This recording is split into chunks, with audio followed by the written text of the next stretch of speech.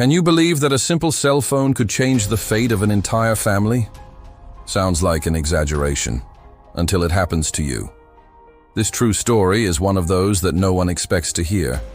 Two innocent children, a well-intentioned gift, and a tragedy that shook everyone around them. The scariest part? It all started with something many parents do today, giving their kid a phone just for studying. But what happens when curiosity speaks louder than innocence? When something meant to help becomes a dangerous gateway to things far beyond what is seen on a screen.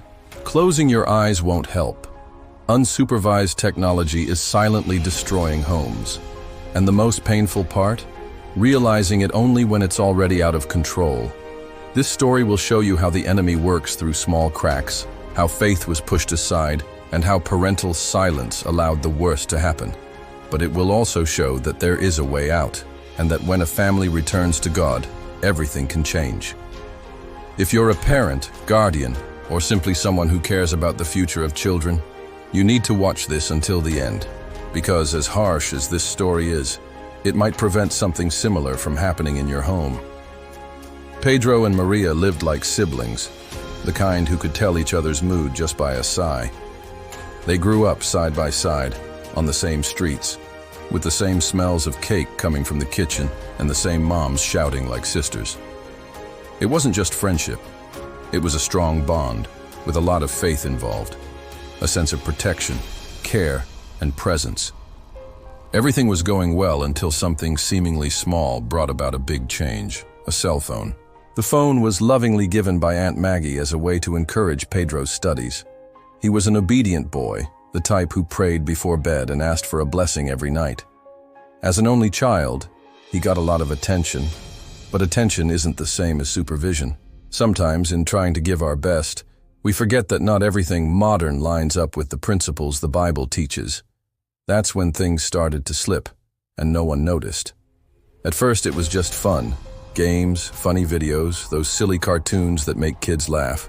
Maria was always there, laughing along like always. But too much exposure without guidance opens doors to the wrong things. And where there's no direction, mistakes hide behind curiosity. It was there, between giggles and taps on the screen, that the story began to change, and took a path no one saw coming. At first, it was just innocent curiosity. Pedro saw a strange icon on the phone and clicked, not knowing what he was about to open. Maria, always nearby, looked over his shoulder and asked what it was. They weren't sure, but what they saw lit a strange spark. It wasn't content for children, not pure fun. It was the kind of thing that confuses, distorts, and pulls kids away from the right path. Worst of all, it became a secret. Slowly and silently, that content took over. They locked the door, lowered the volume, and hid the phone like they were doing something wrong. And they were. But how could they understand that at just 9 years old? They stopped playing in the yard, didn't want sun, soccer, or dolls anymore. Now the adventure was something else, behind closed doors. The problem is, where there's no conversation, deception creeps in, and the phone became their new mentor. The saddest part?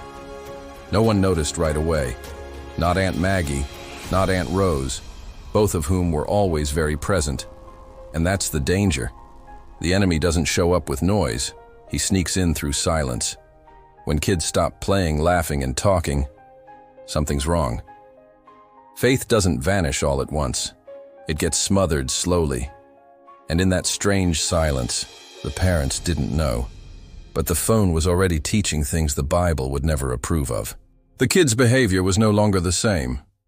Pedro, once chatty, was now quiet. Maria, who loved running in the yard, barely wanted to leave her room. The mothers, full of faith but also busy, felt something was off, but couldn't quite pinpoint it. Sometimes, the mistake hides so well that only those who pay close attention to the little things can spot it. And in this case, the little things were screaming. One ordinary day, Aunt Maggie came home early. The silence was strange, heavy. She called out for them, no answer. Her heart sank. She went into the room and saw the phone on the bed. When she opened the browser history, the truth hit like a punch to the gut. Inappropriate content, heavy stuff. Not at all what she expected. The disappointment was crushing. She trusted Pedro, raised him with faith and God's teachings. And now this. Even in shock, she didn't take the harshest step. She didn't take away the phone. She thought a talk would be enough, that Pedro understood the seriousness of it. But that was her mistake. Sometimes we confuse love with leniency. God teaches us to forgive, yes, but also to correct firmly. And when that firmness doesn't come, kids think they can keep going, just more secretly. And that's exactly what happened next. That Saturday, the moms had gone shopping, just like they always did. The house was quiet, and Pedro and Maria saw an opportunity. What had once just been videos turned into action. They decided to try out what they had watched so many times in secret. They didn't know what they were doing, didn't have bad intentions, but they were playing with fire. And the flame they lit was far too much for kids their age. In the bathroom, they started mimicking what they'd seen, thinking no one would notice. But then, suddenly, they heard Aunt Maggie calling. Panic hit, their hearts raced. They tried to hide the phone, tried to act normal, but it was too late. Aunt Rose walked into the bathroom and froze. The scene was so shocking, so unexpected, her body couldn't take it. She collapsed right there in front of the kids, unconscious. Help came fast, but the damage was done. Aunt Rose didn't make it. The pain of that loss hit both families like an arrow. Pedro and Maria were in shock. They didn't understand what they'd caused. That's when reality hit.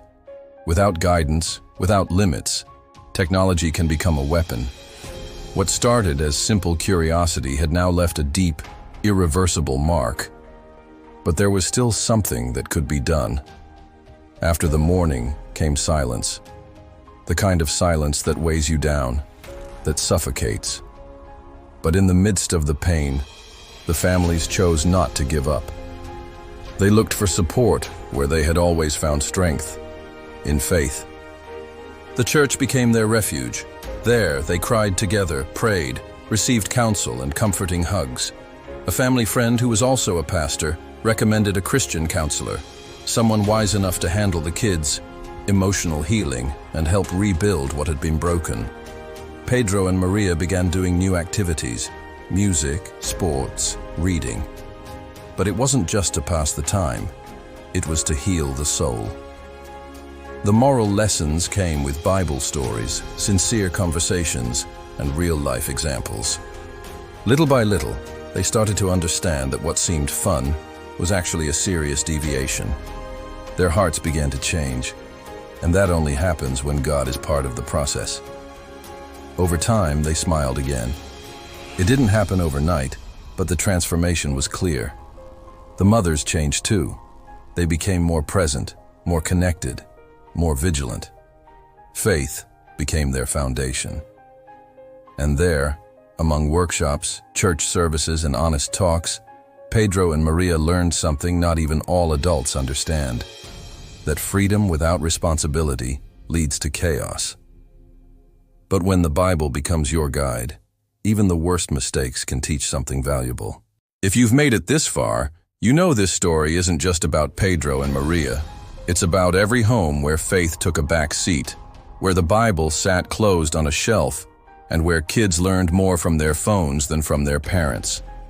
The question now is, what are you going to do with this warning? Will you keep letting technology raise your kids instead of God? Or will you step up, teach, guide, and truly be present?